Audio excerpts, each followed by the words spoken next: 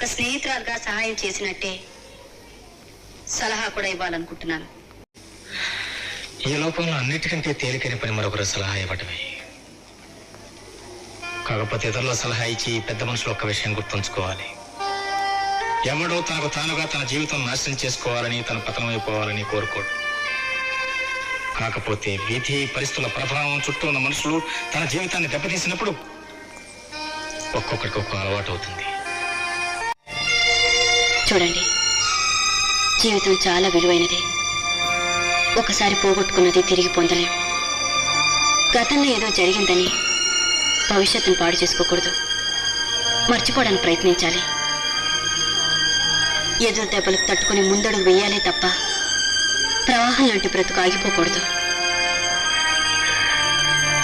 మీకు చెప్పే అధికారం అర్హత నాకు లేకపోవచ్చు, కానీ మనిషిగా చెప్పడం నా బాధ్యత కాబట్టి చెప్పాను.